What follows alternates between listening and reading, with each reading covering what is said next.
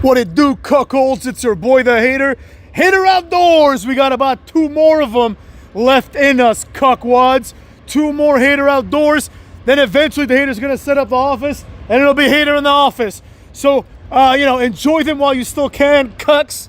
Anyways, today's video is going to be a really quick one that just came to me randomly.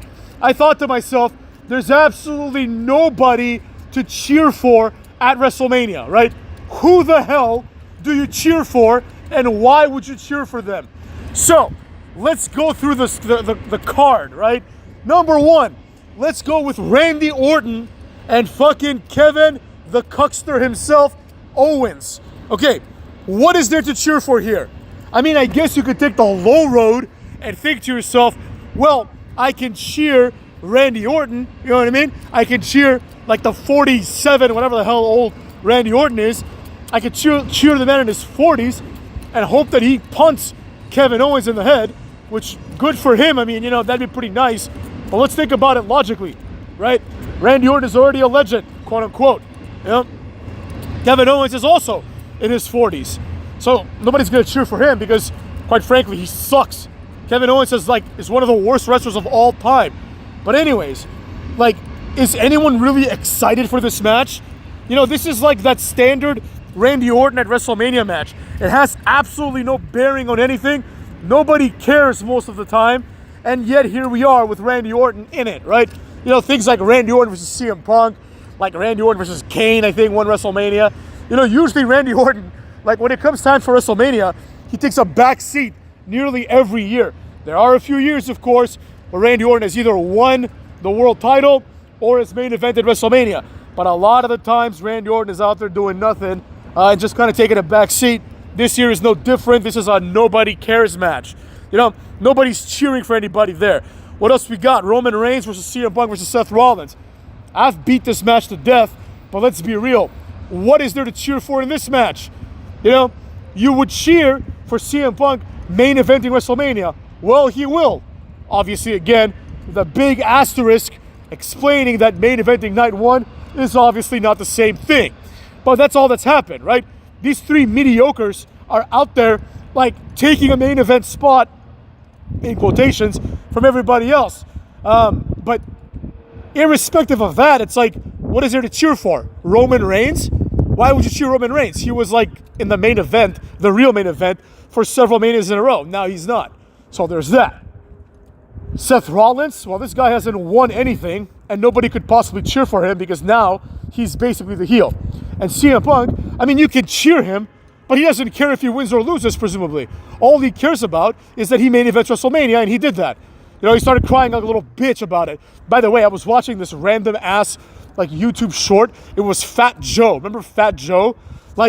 Fat Joe, for all those that don't know, is a borderline gangster rapper, right? He's not really a gangster rapper, but he kind of is, right? So, Fat Joe is always about how tough he is and everything, right? And he tells this story about how he was friends with this black kid, and then he didn't know what race was, but because Fat Joe was different, the black kids jumped him, and he said that he cried for 10 hours.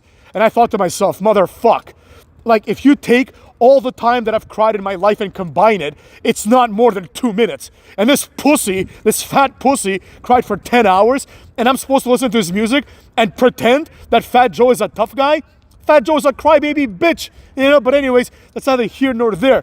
Fat Joe, I don't like people that cry, cuck. But anyways, that's neither here nor there. As a result, I also don't like CM Punk crying like a cuck. Anyways, fucking a man crying for 10 hours straight. I know he was a boy, but still, man. Even when you're 9, you realize that men aren't supposed to cry for 10 hours straight. Cut.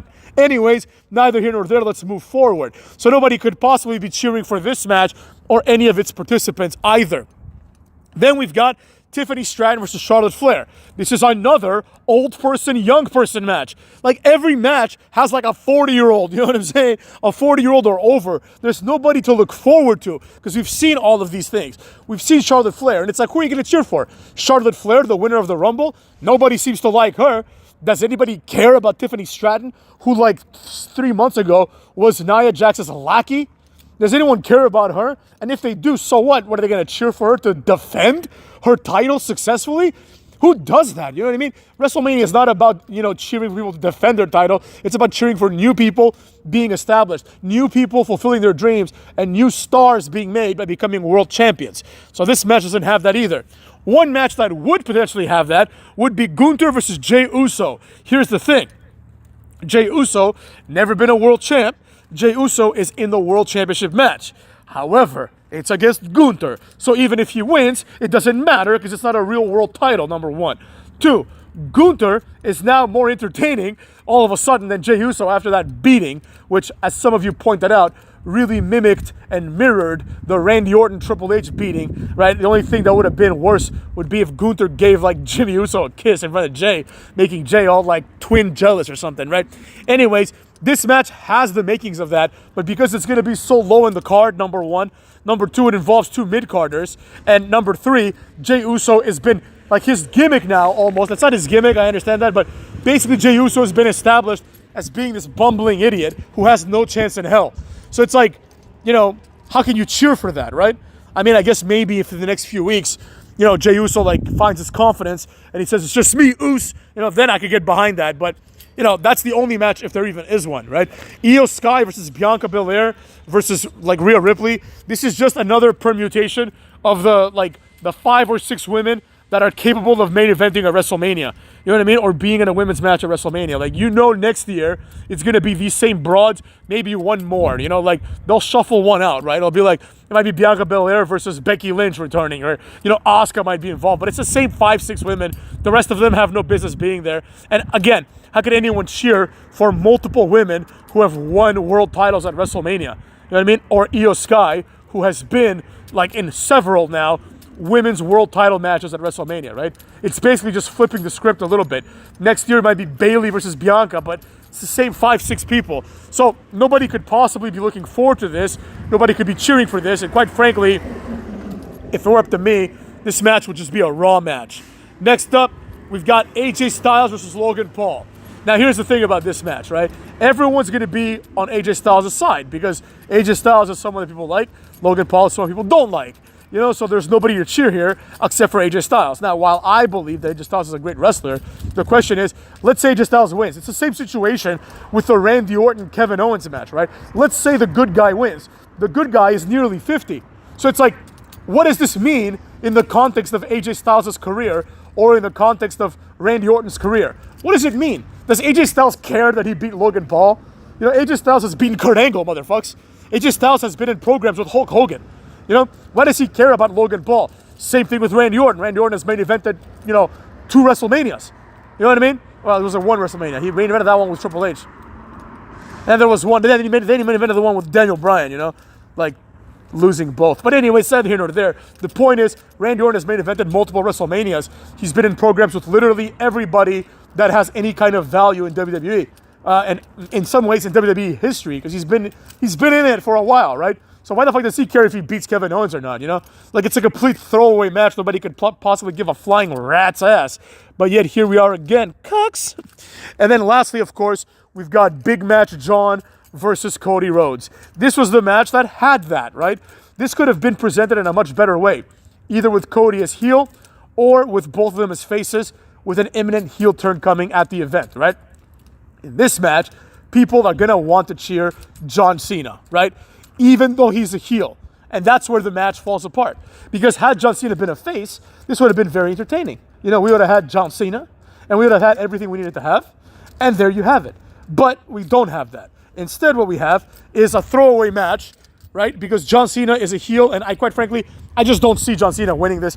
No matter how they spin it, I just don't see it happening, right? Like, it just doesn't make any sense for Cena to win his last title as a heel, Like, why would they tarnish his legacy like this, at the last moment? It doesn't make any sense.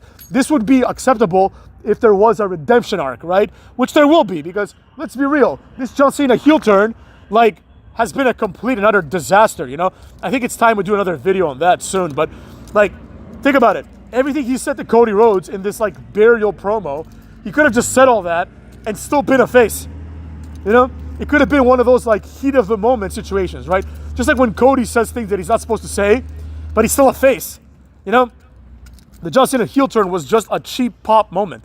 That's all it was. It was just John Cena turning into a bad guy because the fans wanted him to turn into a bad guy, which pretty much, you know, as far as I'm concerned, really serves as dispositive evidence of one of the things the haters been saying since day one, and that is, cucks, that the fans sometimes, and in my opinion, most of the time, if not always, the fans have no idea what they want. You know, that's where we find ourselves.